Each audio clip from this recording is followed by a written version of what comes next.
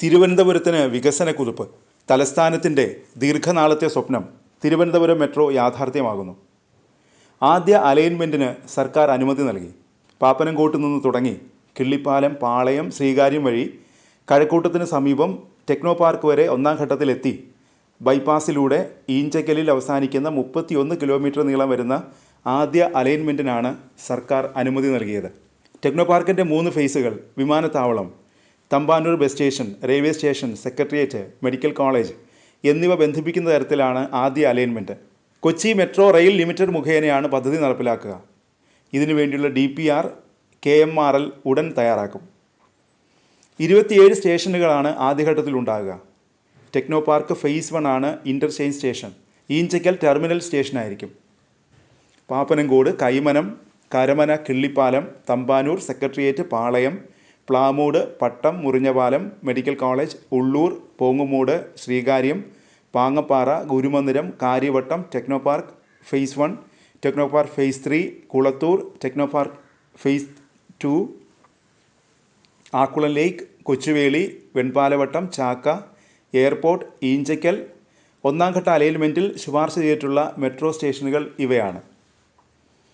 സർക്കാർ അംഗീകരിച്ച ഈ പാതയിൽ പുതിയ detailed project report Kochi metro rail corporation തയ്യാറാക്കും. പദ്ധതിയുടെ ചെലവ്, ഏറ്റെടുക്കേണ്ട സ്ഥലം, എത്ര നാളുകൊണ്ട് പദ്ധതി പൂർത്തിയാക്കാൻ കഴിയും തുടങ്ങിയ വിശദമായ പദ്ധതി രേഖയായിരിക്കും തയ്യാറാക്കുക. ഇതിനായി നേരത്തെ തിരുവനന്തപുരം മെട്രോ പദ്ധതിയുടെ DPR തയ്യാറാക്കിയ ഡൽഹി മെട്രോ റെയിൽ കോർപ്പറേഷനെ ചുമതലപ്പെടുത്തും. ഡൽഹി മെട്രോ റെയിൽ കോർപ്പറേഷൻ 3 മാസത്തിനുള്ളിൽ തന്നെ പുതിയ റൂട്ടിൽ വിശദമായ പദ്ധതി രേഖ തയ്യാറാക്കും. ഈ പദ്ധതി രേഖ KMRL സംസ്ഥാന സർക്കാരിന് നൽകും. അംഗീകരിച്ച റൂട്ടിൽ 2 തരം പാതകൾക്കുള്ള സാധ്യതയാണ് തേടുന്നത്. പൂർണ്ണമായും എലിവേറ്റഡ് ആയിട്ടുള്ള മെട്രോയും ചിലയിടങ്ങളിൽ അണ്ടർഗ്രൗണ്ട് കടന്നുപോകുന്ന മെട്രോയുമാണ് വിഭാവനം ചെയ്യുന്നത്. 2 പദ്ധതികളുടെയും DPR സർക്കാർ പരിഗണിക്കും. തുടർന്ന് സർക്കാർ അംഗീകരിച്ച ശേഷം മെട്രോയുടെ അന്തിമ അനുമതിക്കായി കേന്ദ്ര സർക്കാരിന് സമർപ്പിക്കും. കേന്ദ്ര സർക്കാരാണ് മെട്രോ പദ്ധതിക്ക് അന്തിമ അംഗീകാരം നൽകേണ്ടത്. ഇതിനുശേഷമായിരിക്കും പദ്ധതിയുടെ നടത്തിപ്പിൻ്റെ മറ്റു കാര്യങ്ങളുമായി മുന്നോട്ട് പോവുക. ടെൻഡർ നടപടികളിലേക്ക് കടക്കുക ദേശീയ അംഗീകാരം ലഭിച്ച ശേഷം മാത്രമായിരിക്കും.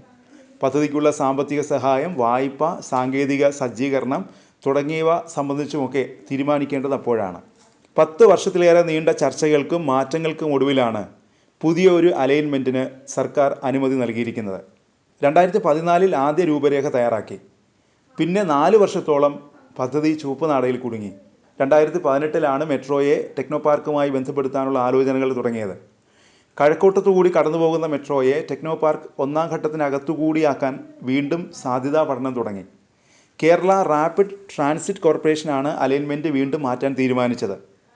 കഴിഞ്ഞ വർഷമാണ് KMRL വിവിധ അലൈൻമെൻറ്റുകൾ സർക്കാരിന് സമർപ്പിച്ചത്. തലസ്ഥാനത്ത് മോണോ റെയിൽ പദ്ധതിയായിരുന്നു ആദ്യം വിഭാവനം ചെയ്തിരുന്നത്. പിന്നീടത് ലൈറ്റ് മെട്രോ ആയി. ഒടുവിലാണ് മെട്രോ റെയിലിൽ തന്നെ എത്തിയത്.